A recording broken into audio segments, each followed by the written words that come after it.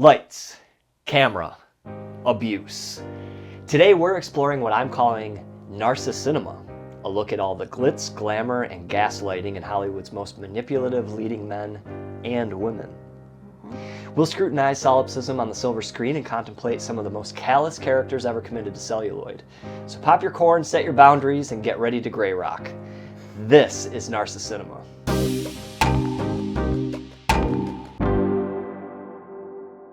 Hello, truth tellers. Welcome back to the ADHD Scapegoat podcast. I'm Angie.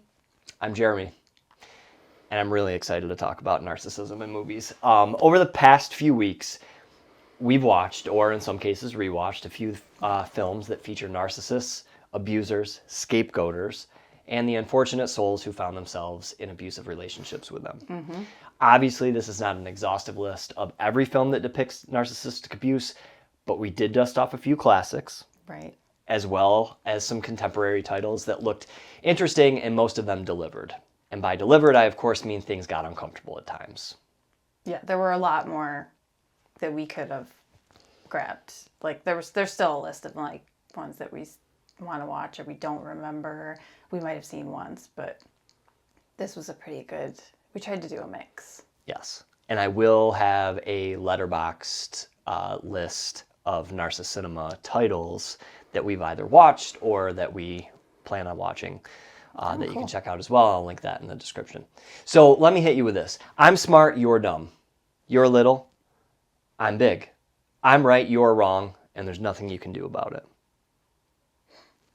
No, that's not something your dipshit brother-in-law texts you to discredit your story or undermine your intuition. That's a direct quote from one of the antagonists of a film that you may not have realized is about narcissistic abuse. We're going to dissect a few of those titles today, examine the types of abuse depicted on screen, and give our thoughts on how our protagonists dealt with the abuse. Something I want to point out here, though. Mm-hmm. Not necessarily in all of these films, but I think one of the most unrealistic themes in all of these movies is going to be that some of these narcissistic characters have redeeming qualities and experience, real growth and change that people in real life with narcissistic personality disorder do not typically display or experience. Correct. Well, these stories and characters can feel like hyperbole. To some of you, if you've experienced this type of abuse, some of these examples can almost feel watered down. In reality, the abuse is calculated, unrelenting, and the abusers typically never experience any real change, unfortunately. Yeah, because there's no self-reflection. Right. So we've identified in each of these movies the characteristics and the habits of narcissists in real life, like how to avoid and deal with them, like altogether. But we've also pointed out how it can feel like narcissists or abusers of some kind are working from a particular playbook because their actions are, like you said, so calculated and predictable that if you know what to look for, you know exactly what's coming next. So like if you're watching a movie or you're watching a show, you're like, oh, this is what's going to happen next. And not in the sense that you'll always be right, but you have that feeling of this is how it escalates, right? So the movies that we watched that we're going to share will showcase a lot of these habits through the actions of some very unsavory and frankly, like sad characters. Yeah. So the way this is going to work is I'll say a quote from one of the films. We're going to play a little game. Oh, boy. Yeah. You'll try to match the quote to the film, and then we'll talk about it. We're also going to rate some of these titles on the Scapegoat Scale for narcissism and subjectively assign 1 to 5 scapegoat heads to each film. I love this. Okay. Are you ready? Oh, okay. I have my list right to choose from. Okay. I need to find my quotations here. Okay. Unprepared. Okay. Okay. No cheating. Nope, I won't look. Quote number 1. If I could only get inside that brain of yours and understand what makes you do these crazy, twisted things.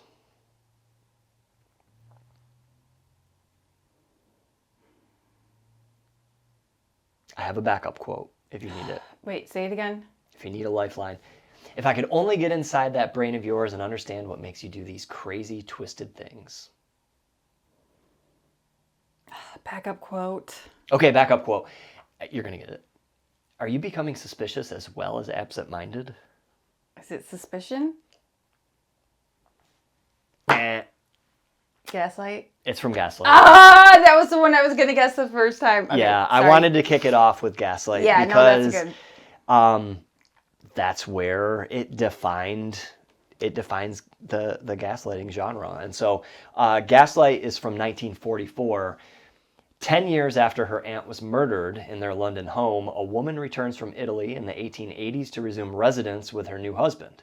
His obsessive interest in the house rises from a secret that may require driving his wife insane.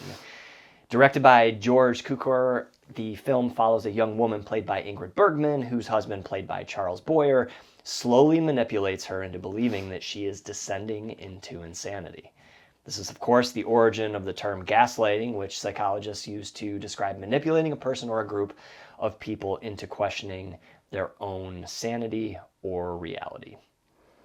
Yeah, I remember once the whole rupture in the family happened and we had been talking about like learning different terms and really like digesting what was going on and actually like seeking resources to understand, and found the term gaslighting, and it was like, okay, it came from this old movie, you love old movies, let's watch this. And so we did back then, and it was just like, oh my gosh, it's a very good film. Yeah, it's excellent.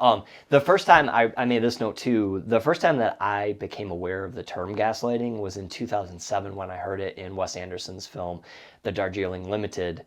There's a scene where Jason Schwartzman and his brothers are trying to figure out, Jason Schwartzman's character is lovesick and trying to get over a breakup with a former partner who recently visited him and left a bottle of her perfume in his luggage. And one of his brothers, played by Adrian Brody, asks him, could she be gaslighting you? To which he replies, what's gaslighting? And then they move on really quickly. And that always like piqued my interest. And I saw it a few times. What was that? And then I looked it up. And then after seeing that movie a couple of times, I had looked it up. So I knew about this film. I just had never seen it until you and I watched it. And I'm really glad that we did. Yeah. So there's a bunch of abuse in this movie. So I kind of went through all the movies and figured out what were the forms of abuse that we're seeing in there. So distorting reality is how gaslighting came to be. So the Gregory is the character's name. Mm-hmm.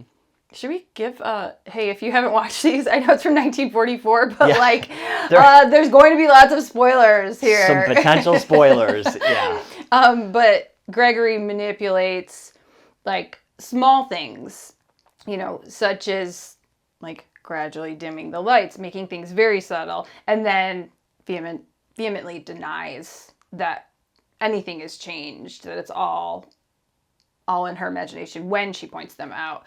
So that whole distorting reality can come in, very small forms or very, very big situations, but it's just setting the person who's being abused up to doubt their own sense of reality. Denial and contradiction. So he's constantly contradicting her memories and perceptions of all events, mm-hmm. Insisting she's mistaken or insisting she has a bad memory. The one that jumped out at me and I was like, oh my gosh, was the hiding of objects and blaming the victim. So he hides household items, or like their personal items, like a brooch and his watch, and then accuses Paula, his wife, of misplacing them or stealing them, making her feel like she actually is forgetful and she is unstable. She is losing her mind. And that was huge because it was very subtle. It was premeditated. Mm-hmm. And he knew if he put it in a place where she would all of a sudden find it, that it would be so easy to point back at her. And the sick part about that premeditation is he knows how she's going to react. Mm-hmm. And he gets like a rise out of seeing her confused and frustrated. That's a really, really good scene. The isolation. He progressively isolates her from the outside world by telling visitors she's too ill for company or refusing her requests to go out alone. And generally making her feel like she cannot leave the house. This increasing her dependence on him. So that's usually how it happens. The verbal abuse and he speaks to her in a just like a very condescending, very belittling, like as if she were a child, you know, like suggesting she's going mad, you know, both like acting like it's not just him. The servants also think she's going mad, right? Right. So he's adding in some of those triangulation points within that, but also the alternating behavior. So this is why I think some people think, well, he's not abusive all the time. Like there's good times. Because if he was abusive all the time, you would be like, fuck this. No, thank you. Like this is off. Like, of course there has to be some, you know, fake kindness here and there, but he alternates between this harsh, critical behavior and then suddenly, but it's obviously, again, very calculated, displays affection and like dotes on her and acts like he's taking care of her type of a thing because she's going mad. So basically she's constantly, you know, tiptoeing between, like she wants to appease him, but because she wants that good treatment, but then she's also like, oh my gosh, why is he talking to me like this? Like she's so confused and back and forth. And I already brought up the using others against the victim, like the housemaid. Like she treats her with impatience because she's like, oh God, she's doing this again. Look at like making it seem like she's super difficult. She's irrational. She's, you know, like if she's even complaining about the maid's behavior, because the maid's taking his narrative, treating Paula like that.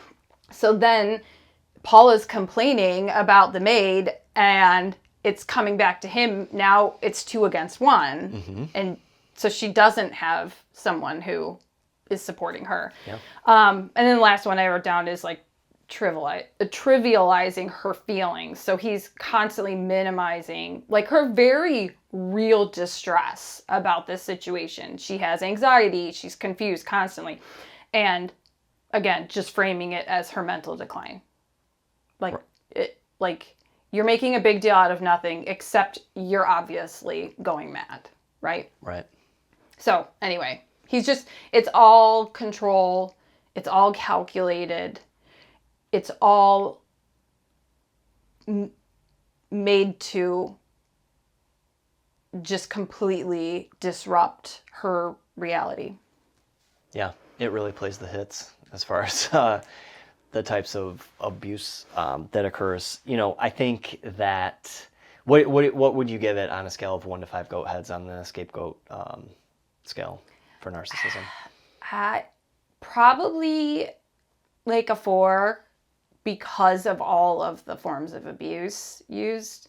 And again, like scapegoating within a partnership is, you know, I think a lot of people think, well, you can't really be scapegoating your spouse, but like as he's pulling in other people or telling outsiders that she's too ill, that's where the scapegoating comes in. He's starting to smear her name to other people and act like she's the problem so that when she does come out, you know, does attend that, whatever, was it a gala or something where that's where she finds the brooch in her purse. Yeah.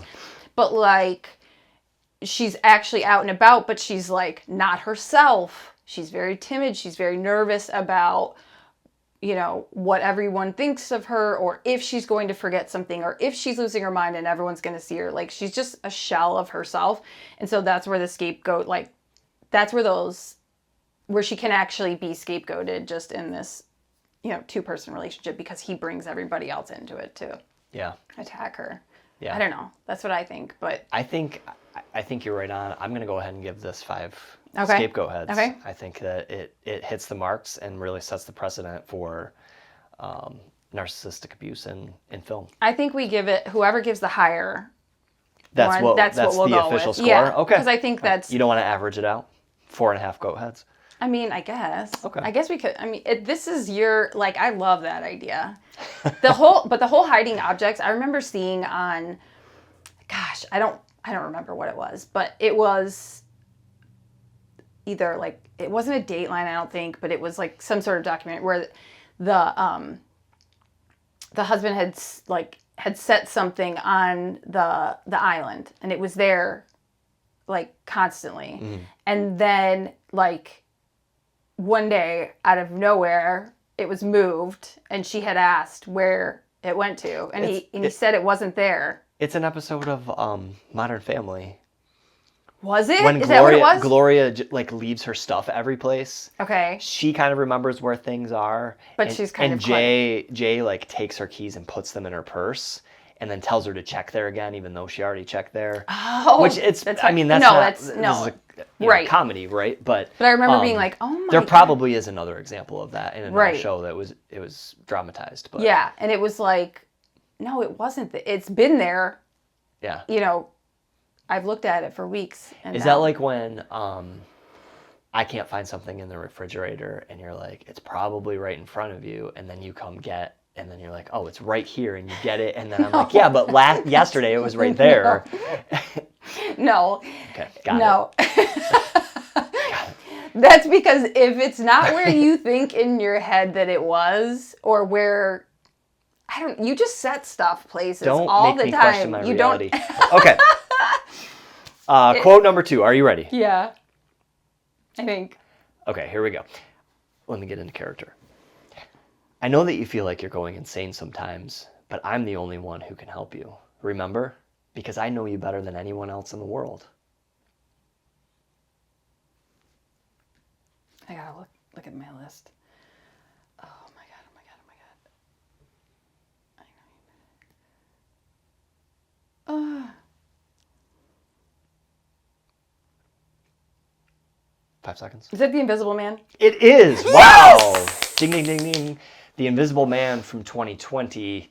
When Cecilia's abusive ex takes his own life and leaves her his fortune, she suspects his death was a hoax. As a series of coincidences turn lethal, Cecilia works to prove that she is being hunted by someone nobody can see. Directed by Lee Wanell, the film stars Elizabeth Moss as a woman who believes she's being stalked and gaslit by her abusive ex-husband, played by Oliver Jackson Cohen, after he acquires the ability to become invisible. And this one surprised me a little bit because I really only had one problem with this movie. That he was invisible? No. That he made the suit that made him invisible? Well, that's part of it, right? 'Cause I was like, oh, they're gonna lose me. Where it really lost me for a second Okay. is there's a scene where Elizabeth Moss returns to her dead husband's home, and their dog greets her. Yeah. I remember you There- going, what the? There's a reason for this that we find out later, which we won't spoil. So her name's Cecilia. His name is Adrian? Yes. Yes. Okay, Yes. so let's use that. So Cecilia returns to Adrian's home, and their dog greets them. And it's a Rottweiler. plot device Oh, that sorry. because the dog allows the film to move forward later. There's something that happens where this is important, but I can only suspend my disbelief for so long. An Invisible Man is one thing, but a German Shepherd living on its own for several months I think he was a Rottweiler. is my breaking point. Yeah, Either I think he was a Rottweiler. you sure maybe it was a Doberman? Maybe. I don't know. It was a bigger dog, like a guard dog. Dog of Type. indiscriminate breed. That's the only thing that really bothered me with it. Like, I know what I'm signing up for when I watch The Invisible Man. There's going to be a man who's invisible. Great. I'm in. How's this dog? That was the one thing I was like, I don't know if I'm How's in. this dog living on its own? Well, how is the dog? Well, first of all, when she was escaping and the dog wanted to come with her, and she was like, "Oh, I can't take you with me," and I was like, gutted, because I can't. Any dogs in movies, anything bad happening, I'm like, you can't leave your dog with this psychopath. I think it was a Doberman though that we're I think so remembering too. it, But yeah, I was like, oh, you can't take the dog. I get it, but like, oh my god. It's a big dog. If it was a little dog, Yeah, she could have scooped it up. I know. He probably hasn't microchipped though. He would have found her. Right. I He would mean, tracked her down. it's like as if he had her microchipped. I mean, nothing would be crazier in a movie where this guy makes himself invisible, puts on a suit, and he's actually invisible and can, like, I don't know, secretly whip people around, I believe it. choke them out. It was a little far-fetched. But the part that I love about it is what it's representing was so good. It's representing the torment after, like, because she escapes really early in the movie. It's like from the first scene, she's like tiptoeing, trying to escape. So like you're already set up knowing that, like, it's all the stuff that comes after you escape these abusive relationships. So it's the psychological abuse and the gaslighting that is one of the biggest things here. So he basically performs all of the gaslighting that is in the movie Gaslight. He does all of them. So she's not just like isolated. She actually is institutionalized at one point. Mm-hmm. But the big example, the thing that was so horrific, seriously, spoiler, because this was 2020, so, but she's in the restaurant with her sister, and this is the setup that he made for her. So she escapes him. She's starting to rebuild her life. She's starting to feel safe again. She's living with a friend. And then, strange things start happening. Like items move, emails are sent from her account that she did not write. People start doubting her version of events when she's going to talk to people. And this restaurant scene with her sister is kind of like the breaking point. So she's desperate to explain to her sister that he's still alive, but he's invisible, and that he's been tormenting her. And her sister is coming, like, kind of begrudgingly coming to this dinner conversation because she's already hurt. She thinks Cecilia sent her this cruel, hateful email and said all of these things, which obviously Adrian already, like, he actually sent it. So, but she's like, okay, I'll meet with you. I'll give you another chance. So then right as Cecilia, oh my gosh, my throat, sorry. So then right as Cecilia starts to prove her innocence and she starts talking about what she knows, her sister's like sitting there like, what? He's invisible? There, all of a sudden this knife appears. It's like floating in the air next to Cecilia. It slices Emily's throat, and then it lands in Cecilia's hand. So everyone in the restaurant sees Cecilia standing there covered in blood now because she's holding this bloody knife. And he invisibly did this. And so she looks guilty. She looks insane. Like, where did she even get this knife? She brought this into a restaurant. And now she's violent. She killed her sister. Right. And so this is like all his doing. He did all of this. And so he's manipulating reality. And so not only is she doubting, but she's looking like, how did this happen? Like, of course it looks like I did it, and I know I didn't do it, but how do I explain to anyone that I didn't do it? No one can see him. So everyone in the restaurant is like, there's screams, like everyone's horrified, right?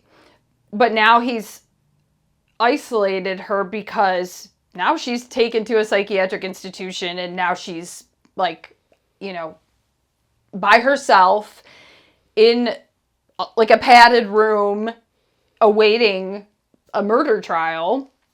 And it's just like, it was nuts. But like, if you take out the part that this invisible guy did all of this, it is like, yeah, maybe it doesn't get to the point where you're actually killing someone or whatever. Like, that's exaggerated to that extent. But the way in which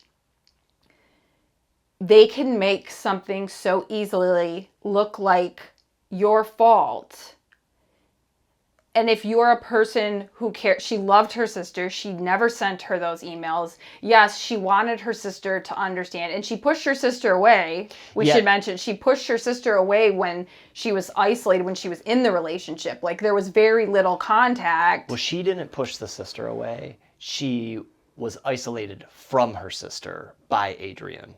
Right, So, sorry, yes. And that's established when Cecilia and Emily have a meeting where Cecilia takes refuge at Emily's house, and it's very quickly established that they had little to no contact, and Emily wasn't aware of the abuse at all, right? Because Adrian isolated Cecilia from her, and so Emily had that feeling of, well, you don't want a relationship with me, right? When in fact it was that she wasn't allowed to have a relationship with her. Right, and she was trying to protect her sister, and it did feel like there were threats against her talking to her sister. And her sister even, like, says to her at one point when she first gets away, and she's staying with a friend, so that, because she knows that he'll find her sister, like, she knows where she lives or whatever, so she's staying with a friend. They don't, where he shouldn't know where she lives.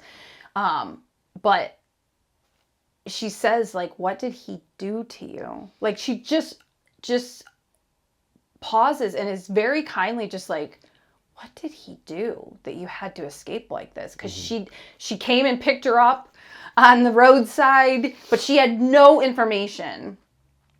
So it was, like, really clear that she was like, can you talk to me about this? Can you tell me what happened? And Cecilia was still trying to protect her from that. Yeah. But yeah, so all of that, I mean, that's, I don't know how much more I even need, but basically, if you're institutionalized and it looks like you killed your sister, there's a lot to come back from to, like, pull out of that and be redeemed.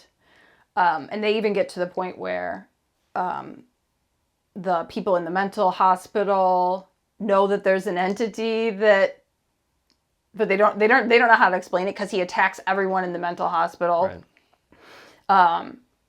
And shoots a bunch of people with their own weapons, things like that, where they know what's going on. Security guards, not institution staff. Well, it's not like the Wild West. No, well, there it was both. It was security people and some staff. But I mean, who were carrying weapons. Oh, yeah, sorry. Oh, yeah, sorry, no. Yeah, the security guards had the weapons. They weren't walking around with cattle prods. No, he didn't have the weapon on the other ones. He just was, like, right. beating them up. And then attacks the friend that she's staying with is a police officer. Right. So even after the police officer, like, understands her, she's like, I'm telling you, I know you think you have all the information, but this is what he does. She's sitting there. He didn't believe her at first about the things she was seeing. And then finally, once he saw that she was telling the truth, he had his own mindset on who was doing all of it. And she was like, no, please believe me. You didn't believe me before. Believe me now. Like, I'm telling you the truth. This is what he does. Like, she said that. This is what he does. Yeah. And it was still hard for him to believe her. He was like, I promise he's dead. It was his brother that was doing this, yada, yada. And she's like, no, it wasn't. And the movie also puts you in the point of view of, or Cecilia's point of view. So as a viewer, you are sort of left fighting for everyone to believe Cecilia, right? And that's awesome. but you also don't know what to believe. I think, right. I don't want to give away the ending, but even at the very end, I feel like there could be some uncertainty about who was actually the abuser and who actually did these things. I feel like you're 90% sure, but right. I think that the filmmakers did a really nice job of putting you in her shoes and making you feel a little bit crazy and second guess yourself. Do you want to go through real quick just the types of abuse that... Yeah, so other than the psychological terror that he puts on by being invisible, the coercive control, so he would set out like what she eats, what she wears, who she sees, all of that, and isolated her, like we talked about, from her family and friends. The physical abuse, so basically when he is invisible, he's like choking her out, he's like doing all of these physical forms of restraint and tackling her and like chasing her, all this stuff. So it basically, they're insinuating that the physical abuse happened prior. The financial abuse, he has all of this money. He leaves her with a trust after his fake death, and she has to abide by his rules in order to get the money. And so he's even manipulating her financially through that. Reproductive coercion is actually shown here too, where he interferes with her birth control and pressures her to have a child as a means of control. And then all of the stalking and invasions of privacy. So he's always making her feel watched and like she's never safe, even when she's in this friend's home who he shouldn't even know where she is. So there's like a lot.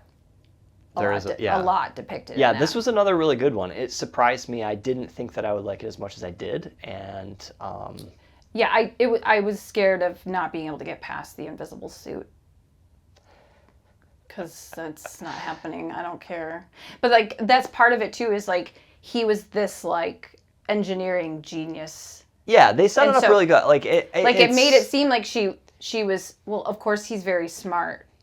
So he's smart, he knows how to, which a lot of times they seem smart only because they've just been playing this manipulation their whole lives. So It's second nature, but it doesn't necessarily mean they're smart. But this guy was like, you know, a scientist. All right, how about the Scapegoat Scale for narcissism? How many goat heads would you give this one? Oh, man. Yeah, I think, oh God, I think it's a 5. A 5, wow. I mean, 4 or 5. It's like, okay. And maybe the reason I want to give it such a high score is because of what you said. You're put in her shoes and you're fighting for people to believe her when you're watching it. Mm-hmm. All right, I'll go 5 on this one as well. So I love that. All right, nice job. All right. Film number 3. Okay. I don't want to talk about it. Every time I think about something nice, you remind me of bad things. I only want to talk about the nice things.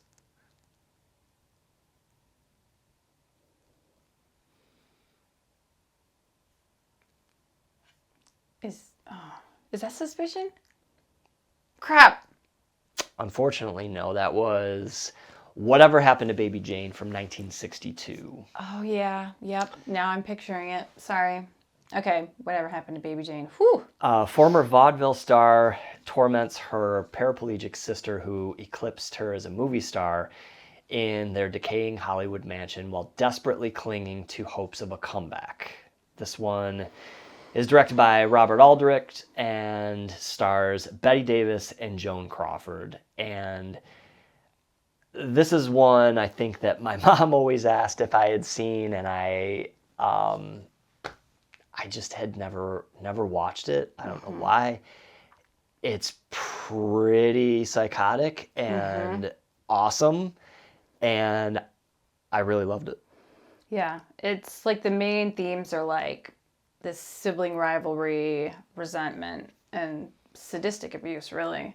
But I said, like, when we first watched it, I was like, I wish they would have done more of the backstory of when they were kids. Because it was just like one scene to show that baby Jane was favored.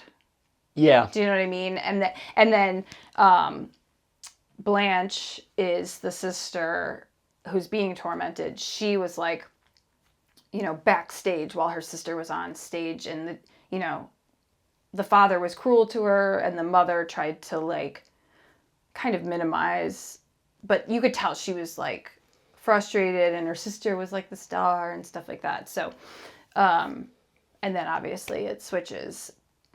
So, but in that short scene too, yes, I wish that maybe we had a little bit more backstory, but even from that one scene, you get a really good idea of the hierarchy of like golden child, scapegoat, dynamic in the sisters' relationship.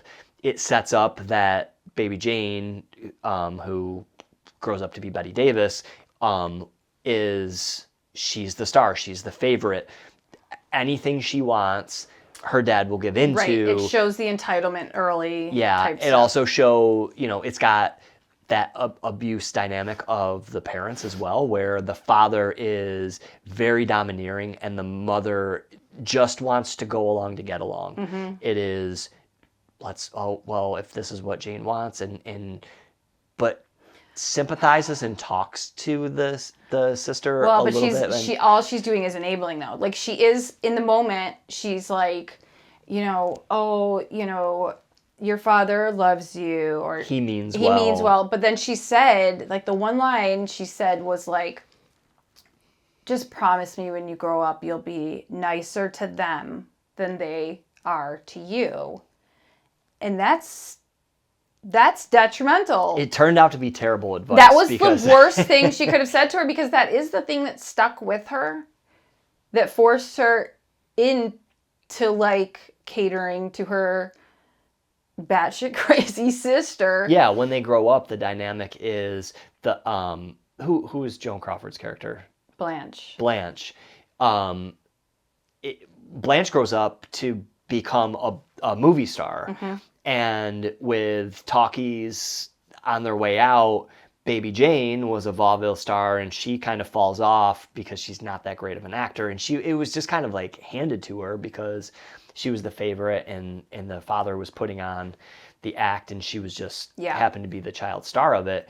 She gets phased out, but her sister, taking her mom's advice, Blanche, when she gets older, she makes a deal with the movie studios and says, for every picture I do, you have to do one with baby Jane. And so they kind of keep throwing her movies, even though the executives kind of in the background are saying like she has no talent. Mm-hmm.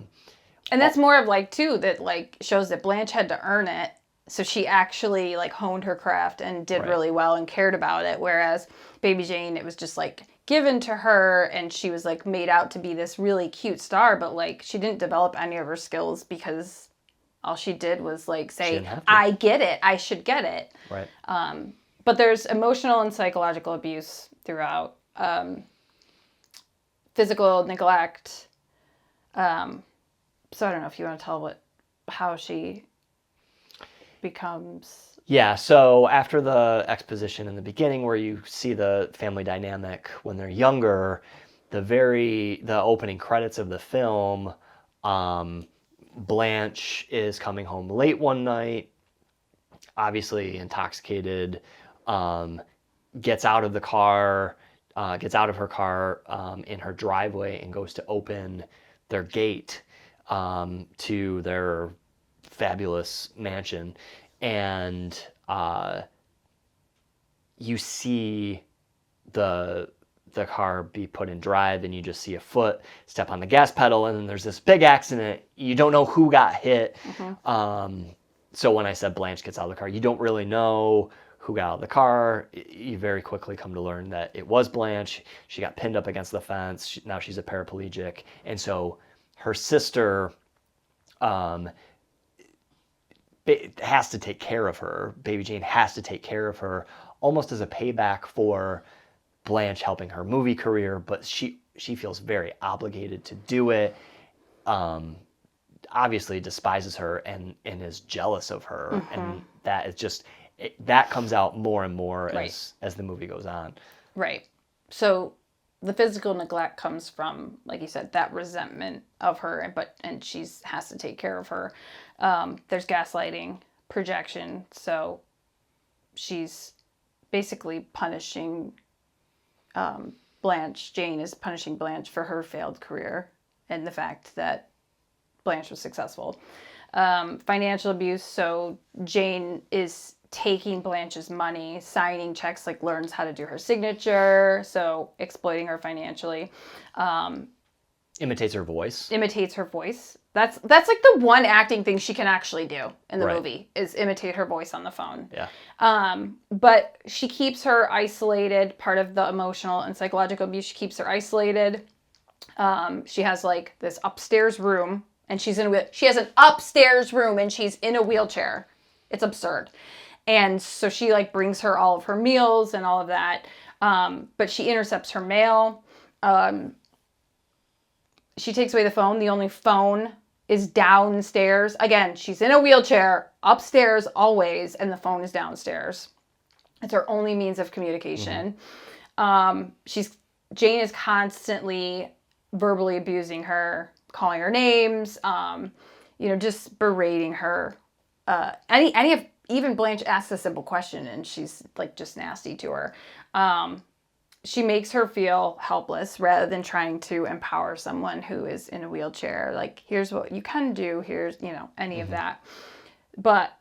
And the cruelty and torment, this is like just insane. But she actually tries to make her just feel tortured by the bird that was in... Yeah, Blanche has a pet bird. Blanche had a bird in her room, and Uh, Jane's like, I'm gonna go clean the cage, and she says it kind of nasty. And Blanche, you could tell in her face, she's like, oh my God, what is she gonna do? Yeah. She knows she's gonna do something. Well, then she goes to serve her dinner on a covered platter. Jane tells her that the bird flew out the window. Oh, yeah. So she makes her think like, oh yeah, it's gone. She's like, I was cleaning and the bird just flew out. It's gone. Kind of just like nonchalant, like not a big deal, like not my fault, right? Right.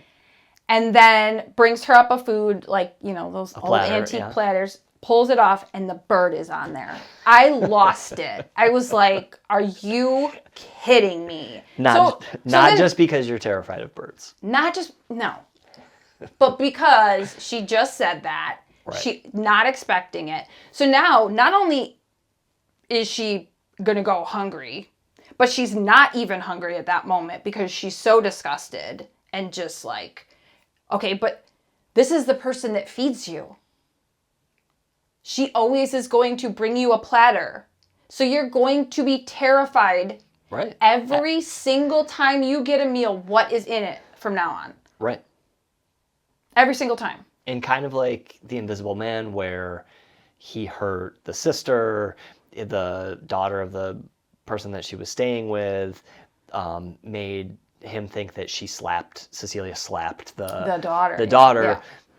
Yeah. The Invisible Man says, like, I will hurt people who are close to you until you learn that you can't stop me. This is what Jane is doing to Blanche, where she was, even if it's just her pet bird, like that's really her only friend. She's not allowed to have contact with the outside world. That's her company. Yeah, she kills her bird and then serves it to her on a silver platter. And here's the thing. The reason why it's so sadistic. She goes out in the hall and starts dying laughing. Like it was funny. Like you could see she did such a good job at that role. But like you could see the enjoyment she got out of doing that. So not only did she kill an animal, She killed her sister's only form of, like, companionship. Mm-hmm. She served it to her because she's going to be serving her every meal. Mm-hmm. And her sister is devastated. And she thinks it's funny. It's so disturbing. It is. I want to talk a little bit about the quote. I don't want to talk about it every time I think about something nice. You remind me of bad things. I only want to talk about the nice things. That's something that Jane says to Blanche when Blanche tries to talk about their traumatic upbringing and the accident. Right. Yeah. No, that's good. That's a good point. And she pushes that down. She suppresses that trauma rather than talk about it and deal with it. And again, this is from 1962, but it's set before that. But yeah, she's constantly just trying to, like, put on, and I mean, within the movie, she hires this guy to try to help her revive her career, and she, like, goes and plays these old songs that she used to do when she was a kid, and it's like she can't live in reality of what her life is now. I mean, she even had an outfit that looked exactly like this, like, 6-year-old outfit.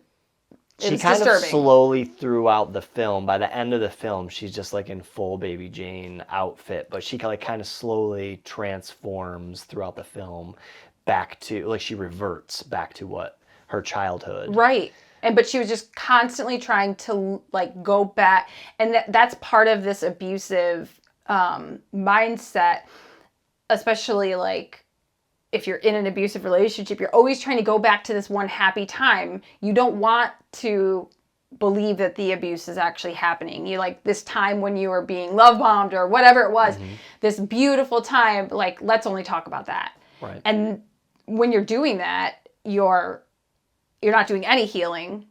Like, Baby Jane probably could have healed from anything she was struggling with, any of that rejection she felt, if she actually would have looked at it for what it really was. Like, her dad was selfishly doing that. He was making money off of her. And he set her up to be entitled because he didn't give her any sort of boundaries at all. She demanded, and he gave in. Yeah. So yeah, it's a very, very good depiction of. It's violent. Yeah, there's quite a bit, like, there's some shocking physical abuse as well. It's not just kind of that psychological torment. There's some pretty gnarly well, and there's the, like, physical violence. The, like, sitting on the edge of your seat whenever Jane goes outside to, like, run errands. And by the way, remember, her errands in LA were, like, she got home and back in LA, like, in 5 seconds. Traffic that's not realistic. In the early 60s was not as severe. Apparently not. But anytime the neighbor lady was, like, really curious and figured out who they were, they're these old movie stars, and, you know, was, like, talking to her daughter inside their house, like, about them and whatever, and the daughter was like, just talk to them. Just, like, be a normal neighbor kind of a thing. But every time you just wanted Blanche to yell out the window and say something to the neighbor. You're like, oh my God, you have a window at least. Like, say something to the neighbor that you need help. Even though the windows had bars on them. Right. All of them. Right. And the maid... That's a, like, whole other part. Subtle hints of this abuse where outsiders kind of look at it and write it off as, that's a quirky thing to have bars on your second story windows. Or, I wonder what happened with that. Oh, not my business, kind of a thing. Yeah. But the maid is the only person that knows really what's going on. Really believes her. I mean, it is such a good... It's pretty wild. But it does keep you, like, you're like, oh my God, there's your opportunity. Yeah, it's like, suspenseful. Hurry. It's got a Misery vibe. It does. And also, but for the Misery is, oh man, that could have been another one. The fact that narrative, though, that Jane's mother, or Blanche's mother, put in her head when she was a kid to take care of her sister. Yeah. She did not want her sister to get in trouble. even though her sister's doing these things to her, she held back because she was like trying to like bring her sister back down to being nice always. So like, even when she could yell out or even when she could say something, she pulled back because she felt guilty that she did have this wonderful career and that her sister started failing, and like she wouldn't want it in the reverse because she had already experienced that as a kid. And so she had so much empathy to the point where it was harmful. It was enmeshment. Yeah. And that's the part that when you're like, say something, scream, but she feels that's just in her that she hasn't been able to work through. Because she's basically like literally trying to survive every minute of the day. So Good. I'm glad that you liked that one. I really liked it too. How about the goat head scale? What would you give it? Oh my God. I don't know how I'm going to be. Okay, so there's some, yeah, okay. No. Based on the abuse. 4. 4. Only Okay. because there's not too many outside people involved Yeah. in order to scapegoat her. It's more of just a sadistic torment. Like, I know she does tell people things, but it's more just for her immediate,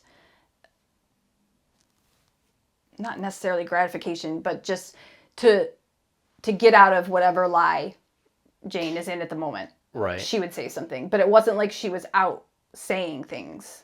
Yeah. You know Yeah, what I I think I'm mean? going to give this one 3.5 Okay. goat heads. All right. On to number 4. Next quote. I've got 2 options here. So For quotes? Okay. For quotes, I'll start with the shorter one. Does it give you that much pleasure to humiliate me?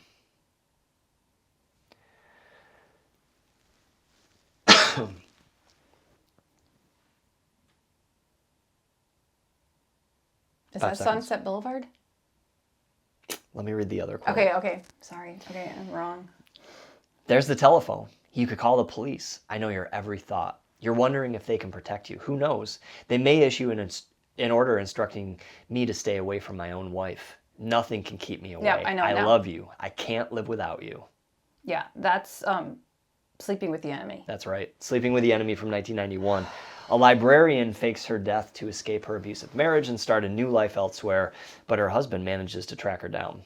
Directed by Joseph Rubin, the film stars Julia Roberts as a woman who fakes her own death and moves from Cape Cod to Cedar Falls, Iowa to escape her controlling, obsessive, and abusive husband, played psychotically by Patrick Bergin, Oh my God. but finds her peaceful new life interrupted when he discovers her actions and tracks her down. I love 90s thrillers, and this one was pretty good. Yeah. Wait, what was the first quote? Does it give you that much pleasure to humiliate me? Oh God, he's the worst. He is the worst. He says so many things that track. Yeah. He twists every single thing he says to her is twisted back as if it's her fault. Yeah. It's absurd. When we talk about a playbook and textbook abuse, Yeah. it's Oh, yeah. on full display really from the jump. The first, I don't know, 2 or 3 scenes, it's like, oh, okay, we're in for buckle up because we're going to see some abuse. Yeah. It's obviously domestic abuse, coercive control. Yeah. All right. Do you want me to start listing? Dive in. Okay. So the physical abuse, psychological and emotional abuse, sexual abuse, stalking, and post-separation abuse are all depicted. So within the physical abuse, there's brutal beatings. Mm-hmm. He punches and kicks her, leaves visible bruises to her face, her body. There's strangulation attempts. And violence comes out based on like minor infractions, basically like just something happens that seems like it's just so out of proportion to what came before. So he becomes physically violent with her over like hand towels, which they show a bunch of times. And it her just like her trained squaring, making sure the hand towels are even.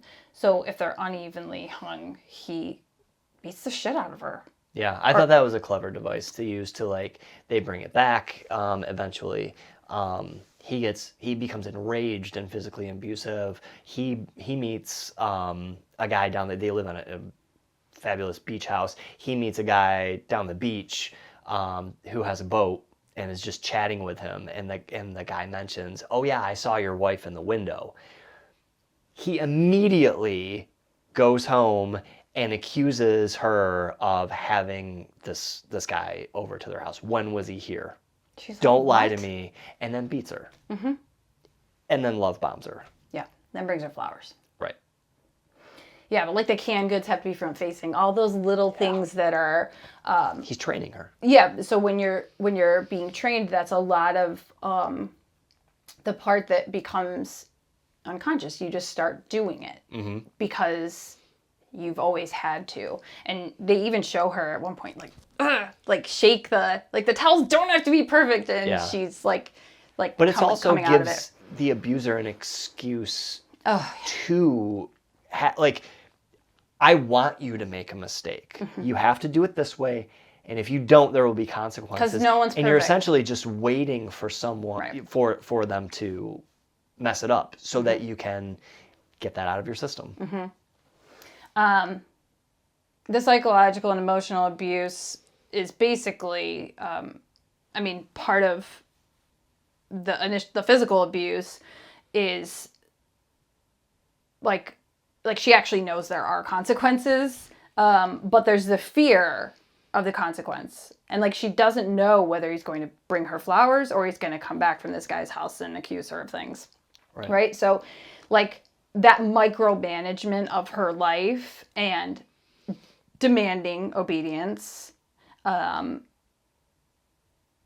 really just establishes like he's totally dominant. She has no choice. And the isolation, like he cuts her off from her social network, discourages her from seeing friends or family members, and even preventing her from visiting her mother, who is blind, in a nursing home. And there's a scene with like a dinner party, and it's early in the movie, and this elderly neighbor, she's just like being nice and talking to her, and she says something about like, it was like hosting a dinner party or something like that. Like she's doing it soon, but she didn't. She just was telling this white lie to make it seem like she had friends and everything was fine, even though there are no visitors or no life outside of this house. Like she was trapped. And this mansion, like you said, it was like this beautiful beach property, but it was like completely isolated. Like you're in, and it was a beautiful house, but there weren't any neighbors. Like there were people that lived down the strip of the beach, but it was pretty far away. Yeah. It was secluded. So like if he didn't want her to leave the house, and like even for like grocery shopping, it was like tightly supervised, or like she needed permission or whatever. So she's isolated to the point where she's like pretending to this person who, I don't know, they didn't ask, they didn't pry either way. It was just like this false self that she had to put on otherwise she would be punished, right? The no contact with the family, he convinced her to hide their marriage from her mother, right? Isn't that how, like, she wasn't even supposed to tell her that they got married or something, or they got married, or maybe the mother didn't want them to get married. I don't think it was like I don't know if it was like a secret wedding, but it wasn't like... Well, here's what I think. Since the mother is visually impaired, all of her other senses are very sharp. Sure. So she could sense that this guy was wrong. Yeah. And so he was like, don't tell her that we got married or whatever. And he makes sure that he's in control of when she visits. She ends up moving her to a different facility where he doesn't know where she is for a time being. No, she tells him that her mom died. Oh, that's right. Yeah. She tells her the mom died, and she actually just moved facilities To protect her the mom. Yeah. And that's right. That's what happened. Yeah. It was. I mean, that's the idea, was that he would believe that she was at a different facility. Right. Or that she actually moved her to a different facility, but she told him something completely different. Yes. That's right. Okay, sorry. But what he ends up like finding out that she's still alive. And I don't even remember how he found out that she's still alive. Oh, well, this Is that really threw me too, because a woman, so it's set up that she fakes her death by pretending that she drowns. right? And Because she told him she can't swim, and he Right. forced he knows she can't swim, or she tells him that she can't. He's talking up with that boat guy who he accused her of sleeping with or doing something with, and they're gonna go out on a boat ride in the middle of the night in rapid, waves happening. Yeah. She's like wearing a life jacket. She's sitting like by herself, like terrified, and he's just loving it, watching her just like be in fear. Because if she falls over, she can't swim. He's in full control. He's torturing her. Little does he know, she knows how to swim. Right. But that's the whole point. Is like he's forcing her to go out on this boat to like. It's his pleasure, his but pleasure. also he gets more pleasure out of it because he knows he's torturing her because she's afraid of water. Right. And she really couldn't swim. But we Before. find out a woman from the YWCA calls his office to offer her condolences for him losing his wife. And he said, I'm sorry, she wasn't a member of the YWCA. And she says, well, yeah, she was in our swim class. And he said, no, you're definitely mistaken. My wife was terrified of water. She didn't know how to swim. And the woman says, well, at first she didn't. And then she says, was your wife in gymnastics? And he said, definitely no. You definitely have the wrong one. And it's very tense because as a viewer, you're like hoping this woman's not going to give it away. And then you're kind of thinking like, oh yeah, she wasn't in gymnastics. So And he's just arrogant. he's going to hang up and then all. maybe he'll second guess it. But the woman says, oh, well, she told us that's where she got all of those bruises, and that sends him into a tailspin. That's the tell, and he knows that she's still alive, and he knows He knows she has bruises because he gave them to her. Exactly. And that was like, it's shocking because, oh no, now he knows that she faked her death, or he's going to very quickly figure out that she faked it. But also, she was doing something behind his back that he did not know. yeah. And he was out of control. This other person was telling him something he didn't know, which is like... Oh, that was maddening. But the fact that the tell was, you beat her and thought, nobody's ever going to find out about this. Right. And then, even though she lied, she could have said, oh yeah, my husband beats me. She lied, and it still enraged him. Mm-hmm. Because it was, someone saw it, and no one's supposed to have access to you. Right. Yeah. Oh, man. But anyway, yeah, I'll say, so the mom, how did we find out that he did know where the mom was? He does some investigative work. It's established that, like, through the house, through his lavish gifts, he's pretty high-end businessman, so he holds a high position. So money's no object to him. He hires 3 private investigators when you really only need 1, like, to show I'm going to find this person. It doesn't matter how much money I spend, I'm going. And so somebody eventually tracks her down or to that area, and he gets to the mom to get closer to his wife. Oh, man. Anyway. It's all diabolical. Yeah. And I mean, it's all fear-based, like, even, like, part of the isolation, not just, like, from having to keep these things a secret and not be able to actually form relationships, or, like, not be able to take a swim class because you don't know how to swim. Like, rather than being like, yeah, you should go to the YWCA and learn how to swim because you don't know, and empower her. He was like, I'm going to take you on a boat and terrorize you, right, and never let you out of the house. But like that whole like anxiety is even like, I mean, the part that I connected with was with her not wanting to have people over because they would like make a mess, or they would like move something, and she like, I remember like being a kid, I was like that. Like my OCD developed as like a protective mechanism, and like I didn't want people messing things up because I would get blamed for it. So like I was constantly picking up and like trying to make sure like I had everything so that I could try to prevent being raged at for no reason. So that I connected with that a lot. But like his possessiveness, that she's his, just like he wants to just own her. He's like criticizing her, and even like his threats are he'll like just look her in the face and just like even at the end, I mean, it's 1991, we can say it, right? He like looks at, she's pointing a gun at him, and he thinks he's gonna look at her and tell her that she's too weak to actually shoot him.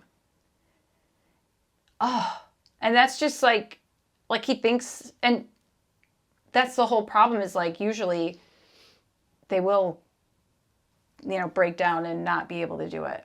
Right. Because they're not a bad person. They're trying to protect themselves. She didn't want to shoot her husband. She didn't want him. I mean, I'm sure she did want him dead in the sense of just to leave her alone, to stop terrorizing her, but she didn't want to kill him, or she just wanted him to leave her alone. Yeah. But the last thing I want to mention is his abuse was, it was violent. It was very evident. Like, he was not a covert narcissist. He was overt. Yeah. He was aggressive, malignant, people around him knew he was kind of a dick. Right. Right? And he would minimize his brutal beatings of her as quarreling. And I think of that as like, oh, everybody has problems in their relationship, minimizing it to that, and thinking, being treated like this, whether you're beat up or not, just being demeaned or controlled or not have any, empowerment to make decisions, whether it's financially or, for the kids or for anything. And like, I mean, that's how my mom was always treated. Like she was incapable of making good decisions when it came to us, when she's the one who took care of us. Right. She's the one who did everything. But when it came to any sort of decision that would affect us, it was like he had to make that. And it was like, what? He doesn't even know us. He's not here doing any of these things. That is not helpful. Right. So that stood out to me. Yeah. All right. So how many scapegoat heads would you give this on the scapegoat scale for narcissism? 2, 3, maybe. Three? Because it's just, again, this depicted very real. I mean, he was definitely narcissist, but 3. Let's say 3, because it's like, it is a very, very, very wonderfully done depiction of domestic abuse and the realities of that. Yeah. Very, very well done. And even the post-separation part, which we didn't really talk about a ton, but the post-separation part where she meets this new person who is actually kind, and like her almost rejection of that. Yeah. And her very natural response to like not trust and like still live in this fear state of he could show up at any point. Yeah. And it's bad enough to just keep her on edge all that. So she's constantly hypervigilant. And so I think it depicts the nature of abuse. 3.5. It's just not, I wouldn't go, there's not scapegoating involved, so it's not both sides of it. Sure. So I'm trying to like, I think it's if it were a narcissistic abuse ratings, it would be a 5. Okay. Since we're doing a mixture, I think it's like 3.5. Okay. Yeah, I'll give it 3 go-aheads. Okay. I think that's fair. Okay. Okay. You ready for the next one? Yeah. All right. Oh my God, I feel like we could talk about these forever. Come on, darling, smile. I know I've been naughty, but it's all for you. That's Suspicion. That is Suspicion from 1941. I would finally get it at some point. If you just say Suspicion every time, you'll be right once. This one is a shy young heiress marries a charming gentleman and soon begins to suspect he is planning to murder her. Directed by Alfred Hitchcock, the film stars Joan Fontaine as a romantically inexperienced woman who marries a charming playboy played by Cary Grant after initially rejecting him. He turns out to be penniless, a gambler, and dishonest in the extreme. She comes to suspect that he's also a murderer and that he's attempting to kill her. Suspicion is based on Francis Iles's 1932 novel Before the Fact. However, the film changed the narrative pretty significantly. And this is from Wikipedia. Suspicion was supposed to be the study of a murderer as seen through the eyes of the eventual victim. However, because Cary Grant was to be the killer and Joan Fontaine the person killed, the studio, RKO, decreed a different ending, which Hitchcock supplied and then spent the rest of his life complaining about. Hitchcock was quoted as saying that he was forced to alter the ending of the movie. He wanted an ending similar to the climax of the novel, but the studio, more concerned with Cary Grant's heroic image, insisted that it be changed. In his biography of Hitchcock, The Dark Side of Genius, Donald Spoto disputes Hitchcock's claim to have been overruled on the film's ending. Spoto claims that the first RKO treatment and memos between Hitchcock and the studio showed that Hitchcock emphatically desired to make a film about a woman's fantasy life. As in the novel, General McLeodlaw opposes his daughter's marriage to Johnny Asgraff. In both versions, Johnny freely admits that he would not mind the general's death because he expects Lena to inherit a substantial fortune, which would solve her financial problems. The book, however, is much darker, with Johnny egging on the general to exert himself to the point where he collapses and dies. In the film, General McLeodlaw's death is only reported, and Johnny is not involved at all. Again, Johnny's criminal record remains incomplete. Isn't it kind of insinuated that he had something to do with her father's death in the movie, though? Yeah, you really don't know, but it's like it's kind of like, what happened? Oh no, your dad died. Darn it. Let's get all of his stuff and right. And let's go sell him those chairs. Yeah, because the dad definitely sniffs this guy out and does not like him at all. Right. So he's got to go. Yeah.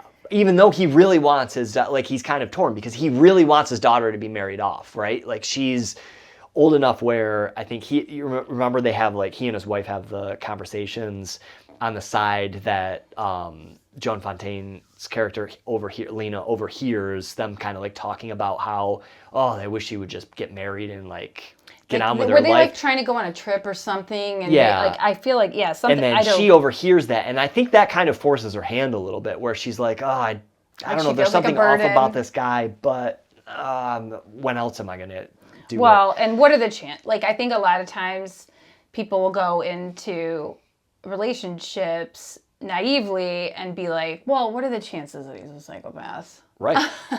Yeah. Or, it's not going to be that bad, and not really knowing who he was. And, he was charming enough to the point where I think you can push, I don't know, any substance aside. Mm-hmm. Do you know what I'm saying? Like, who they really are, you kind of push it aside and like, they're likable or something like that. Or it's the beginning of the relationship and it's like, oh, this will pass. They'll grow up. Yeah. Oh, man. Yeah, so this one we watched a while ago. Yeah. So I had to like go back and like pull some of the plot points and go, oh yeah, that happened.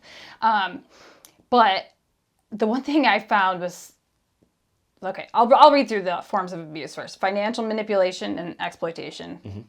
Lying and deception, gaslighting, isolation and control, emotional manipulation, potential for physical harm implied in areas, and coercive control. So one of the terms when I was looking stuff back up, they called Cary Grant's character, Johnny, as Garth, which I thought was funny because it kind of sounds like an ass grab, and he's like trying to steal everybody's money, and so I don't know. I mean, just that was just something that my ADHD brain went over there and then came back. But they called him a gambler and a hobosexual because he uses partners for housing and financial support. And I had never heard that before, and I thought that's is good. Hilarious. So that, I mean, go ahead, use it, people.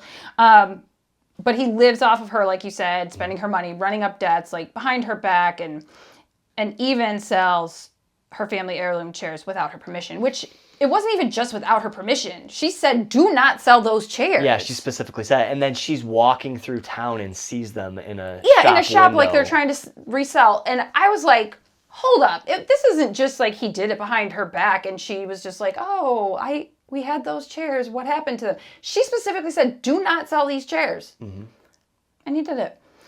But the lying and deception, like anything he goes and does, there's a tiniest line of truth in the things that he says, and then everything else is made up, right? And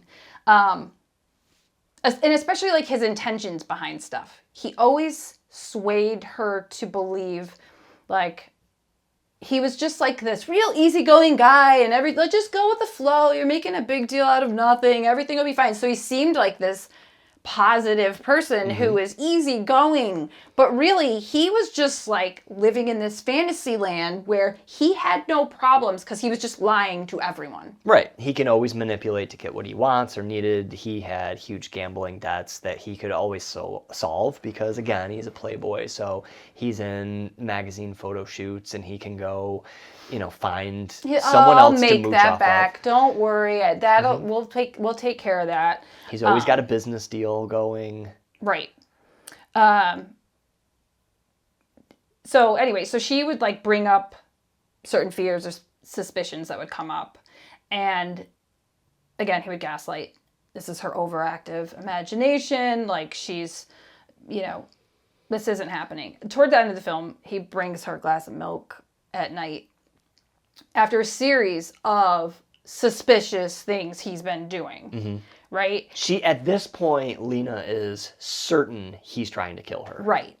But she just doesn't know where it's coming from. Right. And she's just kind of like he lied about money. Like, didn't he write a check? Or did he take a check of hers or something like that? There was something with I don't remember that specific detail, but this is after this friend died. His friend died and she thinks he pushed him. Because they were both together. Right. At the time that this happened. And I think his insurance payout was signed over to him, or the deal for this land or something was signed over to him. Yeah. That he would have He was like obsessed. Inherited. He is obsessed with life insurance. Yeah. Like he brought it up about her dad. He brought it up about that guy. Yeah. And he brought it up with her, right? He made her sign. Right. Okay, that's what maybe that's what the signed part was. He didn't make her sign a check. Maybe that's what he tricked her into signing the life insurance policy. Yeah. So basically, she thinks he's going to kill her, poison her. So you pointed out to me that he like highlighted the glass of milk, like Hitchcock did, to like make it like known, like pay attention to that. But she's like visibly shaken, and he notices that she's onto him, and her fear is legit, right? And he uses this like calming voice and he's really soft and he says, silly girl. That's the part where I was like, oh, get out of here. He had a nickname for her. What do you call her all the time? I think it was like, he called her my darling. Let me see. Did my notes say her name? I think silly girl. You pointed it out. Crap. You can keep going. I'll look it up. Okay, look it up. Yeah, it's something like oh God, he's just like, it's like he's overly cruel and then just as overly like charming and concerned. It's like all under this guise of concern for her. Monkey face. Oh, He calls her monkey face throughout. That's You what it were is. so pissed. I was like, Every time he called her monkey face, I you couldn't were remember so that mad. either. Yeah. I was like, oh my God, he needs to stop that. But it's to like make her feel inferior and like childlike. So it's just again, reestablishing dominance constantly with it. Like some people might think, oh, that's so cute. He calls you that. And I mean, maybe from an outsider, it could look like that, but she knows. Like he's probably also says it with like gritting his teeth in her face, kind of a thing. He'll say that name too. Yeah. So Nicknames are innocent, right? Angie Weiner. yeah, Angie Weiner. But he does the alternating between, you know, this warmth, or I mean, really, he doesn't like outwardly yell at her. He does like the disappearing stuff. Right. So like his love and affection is there, and then he's like off on this. He's gone, and she doesn't know what he's doing. So it's like this abandonment type of thing. Yep. But he's basically just trauma bonding her by doing that. Just like back and forth, and just insisting she's imagining things. So part of the emotional manipulation is like there's a scene where like she knows he's irresponsible with money. Like she knows that he's charming, that he like has these fair weather friends, right? And so like he has one over. Do you remember this scene where he has him over and like she's distressed about the things he's talking about and the way he's like, I don't know, they're both kind of being crude and just like whatever.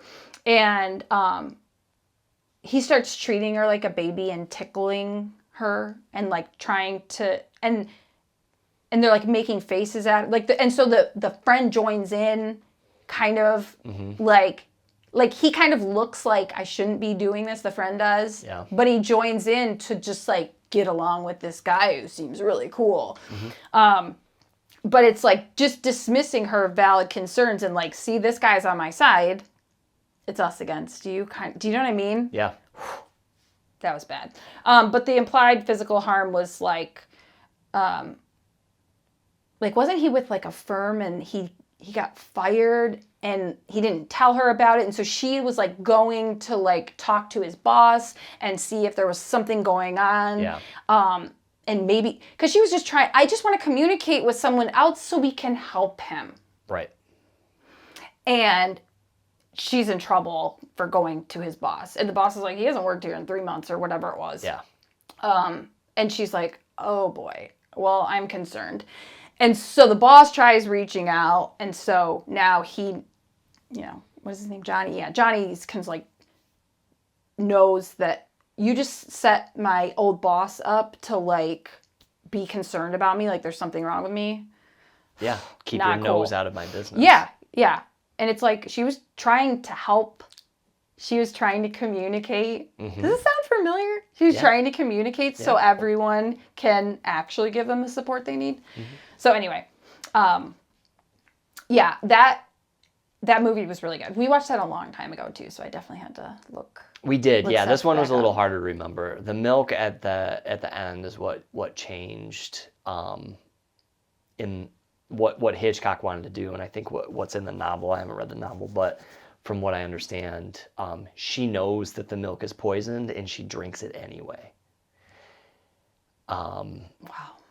And RKO said no, so we got the other, which I think the ending was really good because again, it kind of leaves you in that it makes you, again, as an audience member, it leaves you second guessing everything you just watched. Was he really trying to harm her, or was he just kind of a sympathetic idiot who it was misconstrued that he was violent and she was a little bit crazy. I almost forgot of the one, like the depiction of driving erratically and making someone fear for their life in a car because they're trapped in a car. That is a big thing that happens in domestic abuse situations, because they know they have you trapped in the car. They know that if you tried to leave the car, you couldn't. So a lot of times, abusive people will escalate abuse in a car and drive because they're in control. If they're driving, they're going as fast as they can, making you fear for your life, making you, beg, whatever it is. And they depict that in this movie. And they're like right by a cliff, and like it's very it just shows you the levels to which, like, oh, they're going for a joyride and he's just having fun with you. He would never do that type of thing, but you really see the reality of it's like a manipulation. It's controlling her emotional state. What did we just watch it was two sisters and the dad would take them out in the car It was and drive crazy, and it was that Netflix show that we don't like, right? Wasn't it? I don't remember. Well, not that we don't like it. It was the one that's set in Buffalo, and the girl wasn't that. Was that the one? Yeah. Oh no! It was the Jessica Biel show. Oh, that's what it was. Jessica Biel and the good sister. The good sister. And Elizabeth. But they But did that in the other one too. Yeah. So, Okay, so a lot of deception, a lot of abuse here. Obviously, Johnny was a narcissist. How many scapegoat heads are we giving it?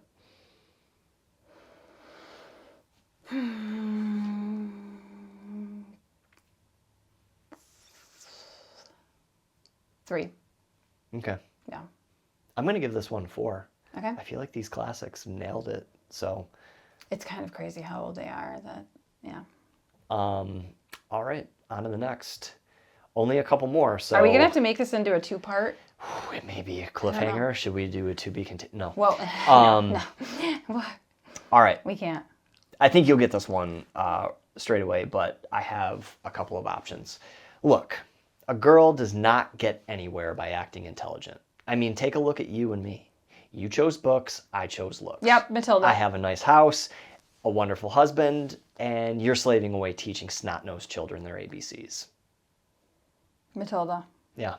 I think the other one, too, illustrates the abuse that we're going to talk about. Besides, even if you didn't do it, I'm going to punish you because I'm big and you're small, I'm right and you're wrong, and there's nothing you can do about it. So that's 2 times that someone tells her, like, you're this thing and I'm this thing and I'm the power.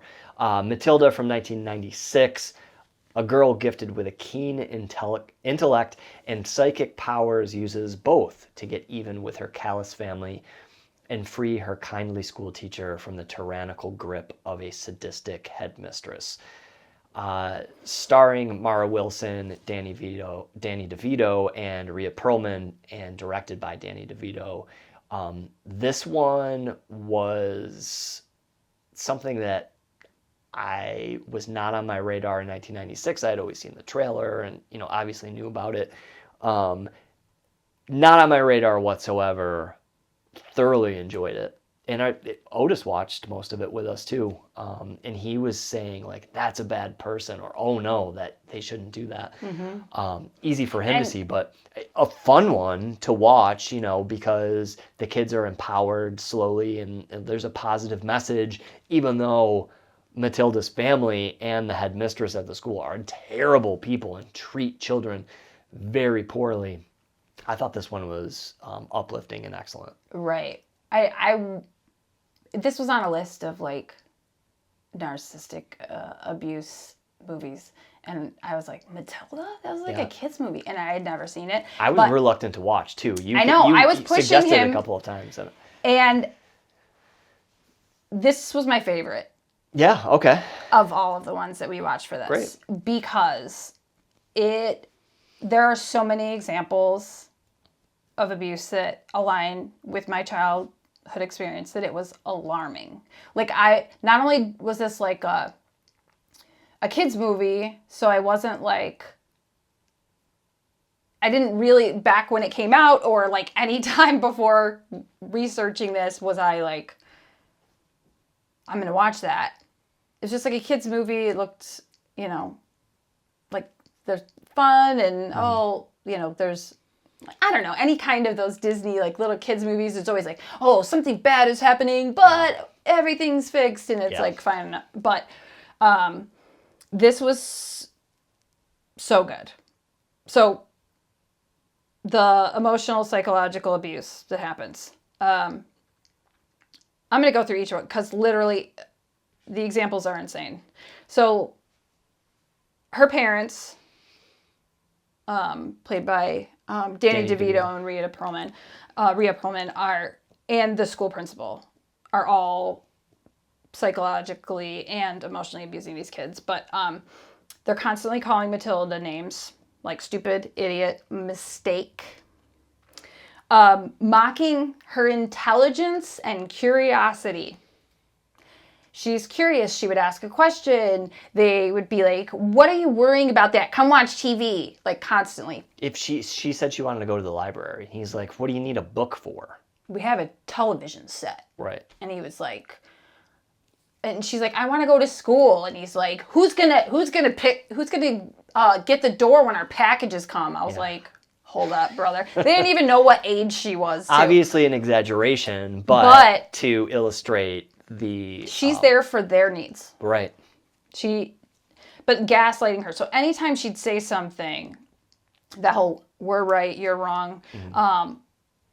But like just basically intentionally destroying her sense of safety and belonging. And like when she actually did go to the library and get a book and they were all supposed to be watching TV during dinner and she was just reading a book and she was like very innocently like, hi daddy, I'm just reading my book, and he like threw it and started ripping it up and it was awful. But the emotional neglect is also from her parents.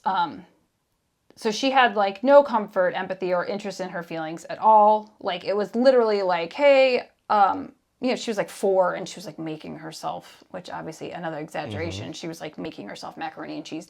But like, hey, this is, you have this food here, just watch the door for your packages. I'll be back. Like the mom went and was like, she played bingo or something like that, right? Yep. Yeah. And the dad was like a sleazy car salesman.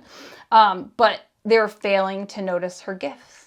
Mm-hmm. Even the fact that she was teaching herself to read at age 4. And like I said, cooking, which... exaggeration, but treating her as an inconvenience rather than a child. Like oh my God, Matilda wants to go to school. Now I have to go and sign her up for school. Ugh. Like it was crazy, but that's really how, like if I want to sign up for anything, it was like, oh my God, really? Another thing? I want to go school shopping for new clothes because I have nothing that fits me. Oh, you always want stuff. You're so selfish. It's like, okay. Yep. And never providing encouragement, affection, or support. She was just there, right?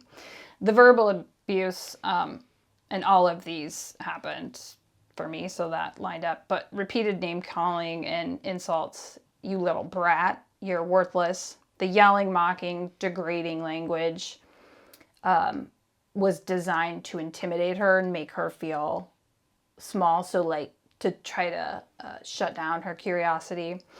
And then constantly like derision instead of dialogue. So any interaction, she's seeking connection. They shut it down and control her. So there wasn't a connection. Like every opportunity they missed. Yep. The physical abuse is mostly from the school principal, who would like throw children by their pigtails over the fence. So obviously it's an exaggeration, but she would like lift them up by their ears. They had this room called the Chokey, which it was a dark closet filled with like nails and broken glass in the school. So of course, again, an exaggeration, but like she would just lock kids in there for, whatever she felt like, but she had different violent outbursts towards students, just to dominate and cause terror. And like the teacher would always try to put up like colorful things or things to learn in the room, and they all learned how to like hide them when the principal would come in. So some of the exploitation and corruption that was going on. So Matilda's father, Danny DeVito, Harry Wormwood was his name. It's very creative.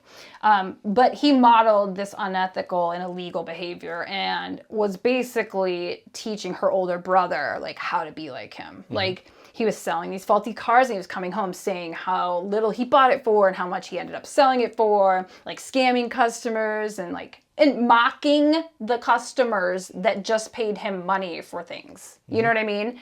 So it's like, this is how you treat people. This is how you treat people. Right. Like, look how stupid these people were.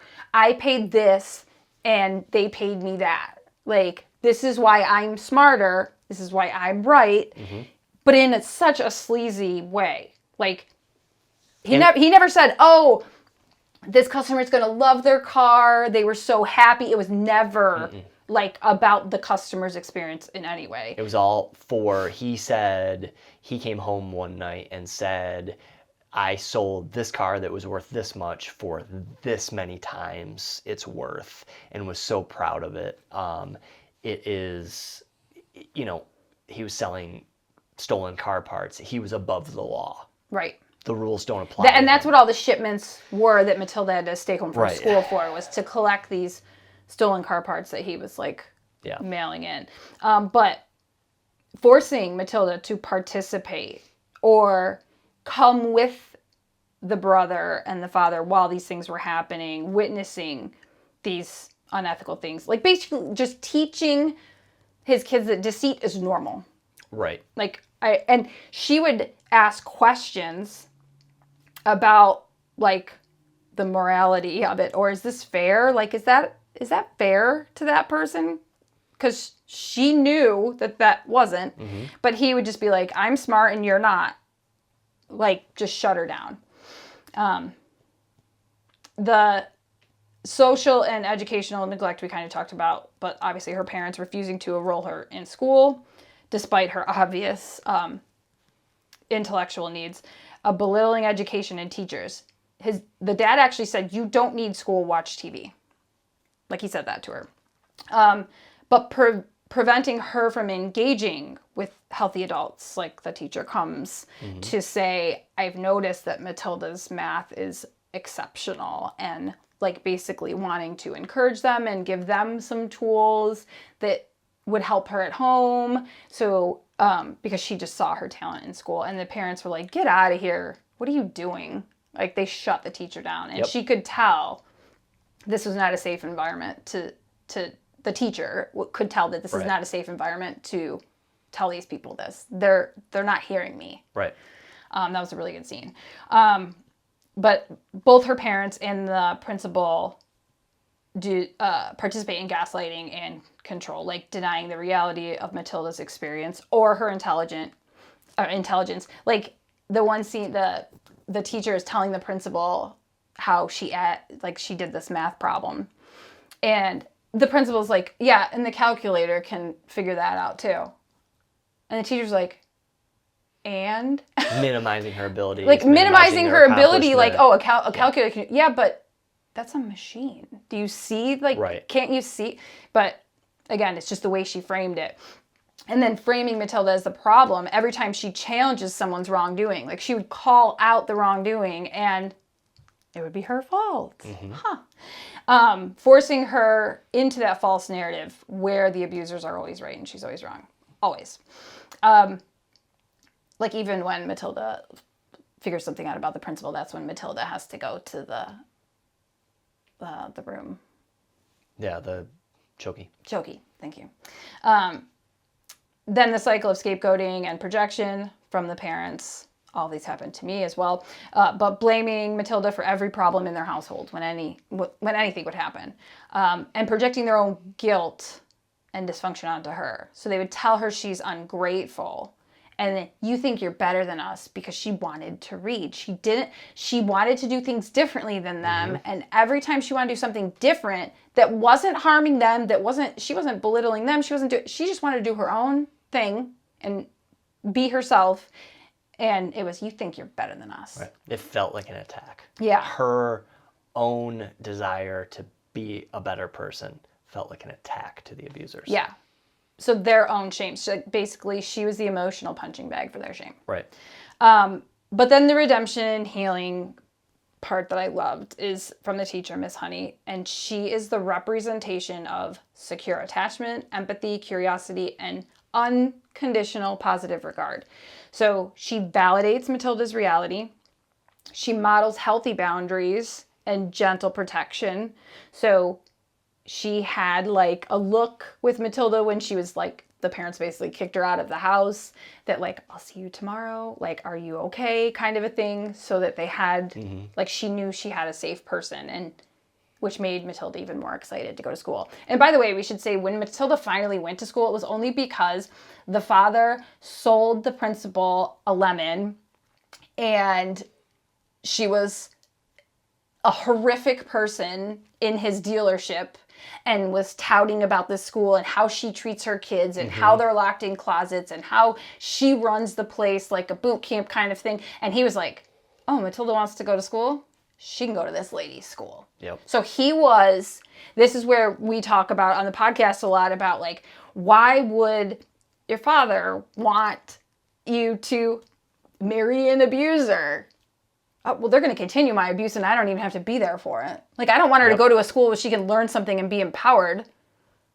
I want her to go to this school where she's going to be tortured. And I think, this is off topic, but I think that's why my older brother always wanted me to go into the military. Because he was in the military and he knows how people are treated. And it follows that standard. And I was always like, nah, that's not for me. And now I think that's why, like, they know how they treat women in the military, and you should do that. Yeah. But the teacher also kind of becomes this, like, not just a safety, but it's like she's correcting this emotional experience that Matilda's dealing with at home. So every form of abuse that Matilda endures with her parents or with this principal, this teacher is the antithesis of that. Like, she's just wonderful. And at the end, spoiler, but like, Matilda's with this teacher. She's even like conspiring with the teacher to empower the teacher to like get some of her things back from her childhood abuse experience. And it was really cool because the teacher, not only did she show up for Matilda as a healthy adult figure, but she showed that you can learn from kids as well. Exactly. Yes. And that they were equal. Like, yes, she's older and she has to guide her and protect her, but she can also be heard because maybe some of the things she's saying are, like, we say that all the time. Our kids teach us things all the time. And I'm a lifelong learner. I love it. And sometimes they're hard things to learn, and the teacher kind of struggles with some of it, but she's like, no, but she's right. Like, there's the type of childlike ignorance and like freedom of being a child. Innocence, thank you. Freedom to like do things that maybe an adult has stifled and shut down, and mixing those two together, they felt really powerful, and they ended up being that. I agree. I think it was an empowering movie and a good lesson of listen to kids. Yeah. You don't have to just fall in line with societal norms, and doesn't have to be so rigid. There is a gray area. Right. And even the scenes where like the teacher's putting kids on public display and torturing them, Matilda would turn it into, let's all support this person who's being tortured. How can we, even in the moment, it doesn't feel good, but let's cheer this person on. Let's let them know they have support. Yeah, absolutely. It was my favorite. Good. I'm glad it was your favorite. I was, again, pleasantly surprised. Yes, pleasantly. I really enjoyed it. I think we watched a really bad transfer on YouTube, and I'm sure that the DVD or Blu-ray version would be fantastic to rewatch. But definitely check that one out. How many? Oh, 5. 5. I mean, 6. Wow. I know You're there's breaking not the 6, scale. but it's so it goodness. just aligns so much with, because it has all of the abuse and the scapegoating, and it shows at home and at school. Yeah. And how she doesn't have It- safety. She has to find these spots. She builds her community of safety, right? Yeah, it checks all the boxes. I agree. Good. I'll give that one 5 scapegoat heads out of 5. So good. All right, on to the last film. Well, now I'm going to get it right. I mean, you're going to get it right, but I'm going to say it anyway. There once was a time in this business when I had the eyes of the whole world, but that wasn't good enough for them. Oh no, they had to have ears. They had to have the ears of the whole world too. So they opened their big mouths and out came talk, talk, talk. That's, of course, from Sunset Boulevard from 1950. A screenwriter develops a dangerous relationship with a faded film star determined to make a triumphant return. Directed by Billy Wilder, the film stars William Holden as Joe Gillis, a struggling screenwriter, and Gloria Swanson as Norma Desmond, a former silent film star who draws him into her deranged fantasy world where she dreams of making a triumphant return to the screen. This is an all-time classic. One of the best endings of all time, one of the most famous ending lines of all time.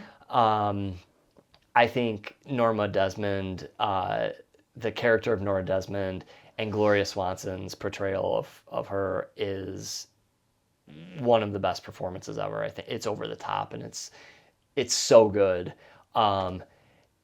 It's written and directed by Billy Wilder, it was directed by Billy Wilder, who always has a nice, fun spin on things.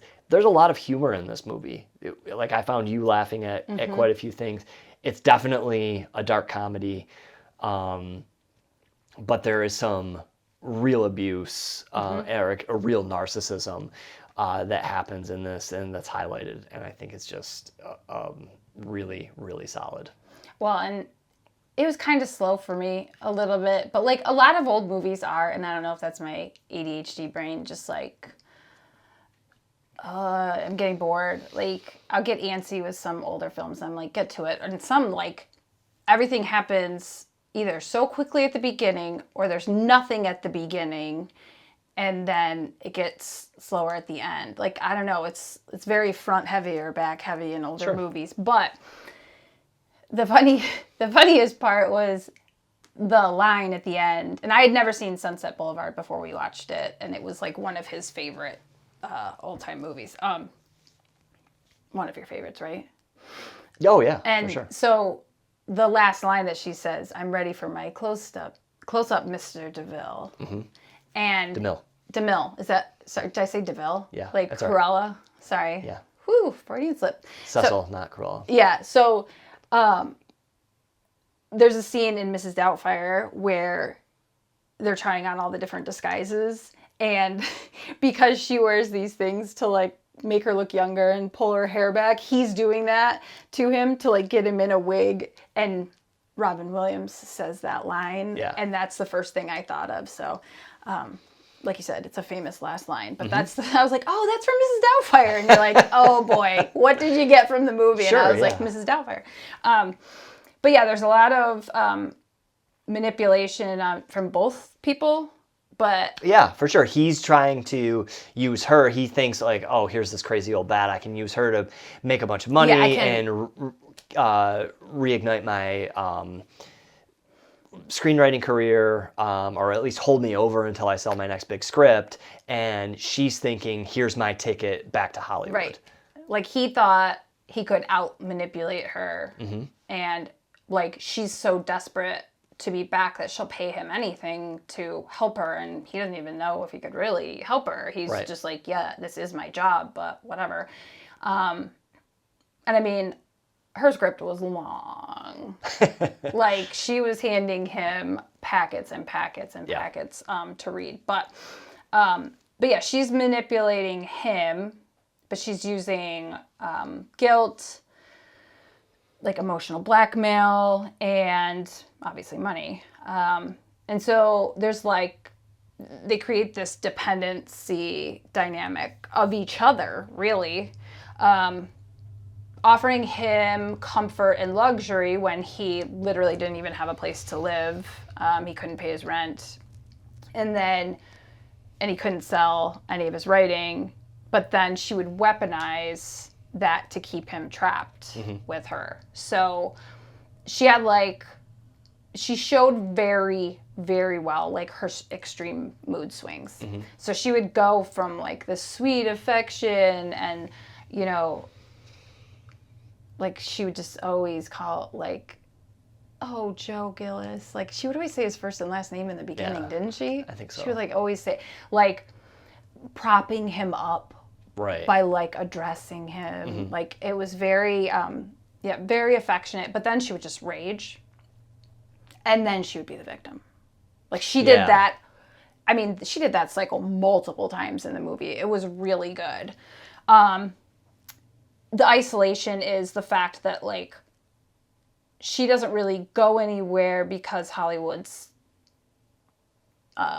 rejecting her right now. It's changed. Again, changed, like, similar to whatever happened to Baby Jane, where the talkies came in to prominence and she was a silent film star and she was phased out. Right. And so she's trying to, like, revive that, but she has to do all of, I mean, they show all of the treatments that she does to make herself. It's like a Rocky montage. And this is what, 1950? Yeah, there was, like, a ton of stuff that she was doing. But then Joe, by her offering him to stay there and, like, live there in her beautiful mansion with the pool and all, like, she's giving him this image of, like, okay, if he sells his writing, what his life could look like and how he could get there. And so, but he also doesn't have any money. And so this is kind of like a sweet, like, you know, I'm going to bunk over at my friend's house and it's this mansion. Yeah, not a bad space. Yeah, with a butler and a pool and and so she controls that environment. She controls, like, when he goes, or, you know, she would even say things about, like, I went to go talk to you at 9 p.m., but you weren't there. Yeah. And it was like, where did you go? And I think it was later than that. I think it was like midnight or something. Like, he knew she went to bed at 9 p.m. or something like that. So that then he knew he had, like, sneak out. He would sneak out. And so she, like, she woke up and had a terrible nightmare and came looking for him for comfort, and he wasn't there. But then he actually, like, he's going out and he's writing a screenplay with his buddy's fiance. They're like writing in any spare time that they have, and she figures this out, and she ends up calling the woman. That was a great scene. Harassing her and saying, "Do you know who this person is that do you know how he pays for things? Yeah, do you know how he pays for things? Do you know where he's living right now? Yeah, and, you know, he's with me." And they like insinuated their. Well, she was in love with him. She finally started saying she was in love, but they insinuated that they were romantic. Right. But that's her controlling him, right? That's like, she needs him, and she tells him how much she needs him. And plays the victim. Right. Which is set up in, there are no doorknobs on any of the doors in the entire home, because she tried to commit suicide so many times in the past that they had to remove the doorknob so she couldn't lock or tie them shut or whatever. That's her. Anytime something doesn't go her way, they think she's going to kill herself again. And that is an experience. If someone does that once, you don't know. And that's part of, like, the whole idea of the psychological abuse in any form, is this: when it happens once, it is natural for your brain to wonder when it's going to escalate. Yeah. That is a natural thought process that everyone has. And if it's already happened, like, it could happen again. And once it happens once, it happens more easily moving forward. So the thing I did... Okay, so I don't agree with her calling because of the things she was saying when she called... What was her name? Betty? Was it Betty? Sure. We'll call her Betty. The girl that he was writing the screenplay with, his buddy's fiance. But she called her and was like, do you know where he lives? And all this, which all those things are true, right? And Joe was lying about where he was, because he was using Norma. So he was lying about those things. So her saying those things were right, but it was the way in which she was doing, her intention behind it was to just drive a wedge between them and make this girl be like, I'm not dealing with this guy. He lives with this woman who he's obviously romantically with, and he's trying to hit on me, and I'm not like doing it. Right. But there were parts of it where Joe was being deceptive to this girl too, and so she was just calling it out. Oh, 100%. Right. And she, Norma was doing it to, yes, she was in love with him, and so she didn't want him wandering and falling in love with someone else, a younger person that's who she's competing with in her professional life, and now she's competing that's like a trigger in for her romantic life as well. But also, if he's off writing scripts that are not hers, then how's she going to make her come back, right? Like, he is her meal ticket as much as Norma is his. Right. And when he says something to her, like, about his boundaries, like being able to leave and stuff, she kind of belittles that and was like, you wouldn't have access to any of that if I weren't paying for you to do that. And she's not wrong. Right. But he got himself into that situation. Right. And so then, like you said, she threatens suicide every time he leaves. That's a form of coercive control. And obviously someone who cares and doesn't want someone to do that will be fearful of that. And you don't want to be like, I don't know, there's that part of being like, I don't want to be the catalyst for them doing something, even though you're not doing anything wrong. Right. There's that thought of, oh, did I cause this? Yeah. They're playing on your guilt. Yeah. And kindness. Yeah. And then just the projection of her fears. So she refuses to accept reality, does a lot of pretending, and like I think part of her writing this screenplay was just to keep her doing the things that she's always done, so that she doesn't stop doing it because she doesn't know what else to do, right? It's like this subconscious need to just keep doing what I've always done because I don't know what I would do if I weren't doing that. Right, but also there is manipulation happening. She's being manipulated to, I guess, further her delusion as well. Like, she thinks that she's receiving fan letters over all of these years, and it's really her butlers writing all these fan letters to her to keep the fantasy going. And her butler sees the joy that it brings her, so he's enabling this behavior and actually harming her. Like, he thinks he's being supportive, but he's harming her by enabling this and like egging it on. And this makes her so happy. It makes her happy in the moment, but when she knows the truth and when she figures out that he's been writing all of these, or it's the same letter or whatever. Yeah, it's going to be devastating. Yeah.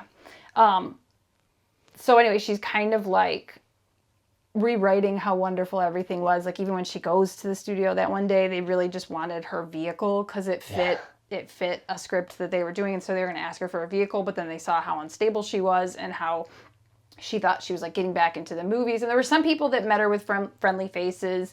And some people were like, oh my God, just forget about even asking her about the car because I'm not dealing with that. Yeah, Cecil B. DeMille was just like, get a different car. Yeah, I don't care. Dealing with this. Yeah, I don't care what car you get. It's not hers. Yeah. You know, but then obviously Joe becomes the scapegoat of her unraveling mental state. So when he finally stands up and says, okay, I made a mistake. I shouldn't have come here. I don't want to hurt you anymore. Like, this isn't what I want. He starts packing his stuff and he's like, you'll be fine. Like, I think he was really like coming just very clear on like, he was apologetic in like, I shouldn't have done this. But also he was just fed up. But he wasn't like saying, I'm so sorry I did this to you. Like, to give her that victimhood. Yeah. He was saying, I made a mistake, but this isn't healthy for either of us. And he was like packing up and, she pulls a gun and on she him. kills him. So it's not a secret happens at the beginning of the movie. It's not a but spoiler. it's also like it just shows the level to which her delusion, like the level to which it took, like it kept going. Yeah. And to the point where she felt there was no other option. Yeah. In a sense. And even when she was being arrested, that's when she thinks all the cameras are there to like, for her, and like she knows why they're there logically, but she's just like pretending. Oh, she's so far gone at the end. Yeah, but you know, that goes to show again, like if I can't have you, nobody can. Right. And Joe was never in fear for his life. No. He thought he had it handled. He thought she wouldn't do any, like, that's the whole thing is, like, I think a lot of times in domestic abuse situations when someone's threatening suicide or, you know, passing out and they have, like, a bottle of pills or something next to them, like, you know, this is what I'm going to do, or, you know, you went out with your friends and you think everything's fine and then you come back and they've taken a bottle of pills, or they're threatening your siblings or things like that. You see all these threats around. So obviously you're naturally in a terrified state of something's going to happen. I don't know what. But I think a lot of times there's this, you never believe it will happen to you. Right. So you have kind of like this. You write it off. It's like it's a no way could that happen kind of idea. Or you think that you're insulated from the things that you see on Dateline. Right. Because, well, this surely can't be that. Yeah. Or like, I mean, she had, did she hit him on one instance in the movie? I don't remember. Smack him or something? Probably. But like that was it. And then it was just like fear for her, her fragile mental state, but it wasn't fear for his life. And it just escalated to that. So, so on a scale of 1 to 5 scapegoat heads, what would you give Sunset Boulevard? 3. Okay, I'll go with 3. I feel like that's safe. Just because they're kind of using each other. Yeah, it was mutual abuse. I think the only time they went into like not just abuse but into the scapegoating realm was when she was calling up Betty or whatever her name was. Yeah. You were right, Betty Schaefer. It was Betty? Yeah. Oh, I wouldn't have remembered her last name. I never remember names, but. I just want to wrap this up by saying what I find most confounding about this exercise is that narcissism and abuse have been depicted in popular culture for nearly a century. Millions of people have watched it repeatedly and can likely recognize the signs. Right. We've talked about the playbook, yet it's still ignored, dismissed, and victims are still ignored or not believed.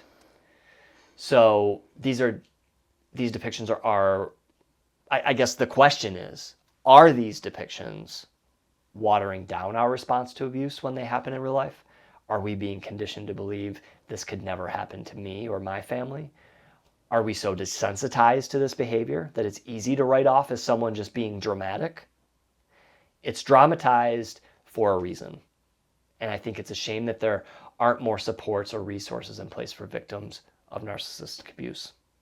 Yeah, I think it's, I think it could be all those things. Like, I think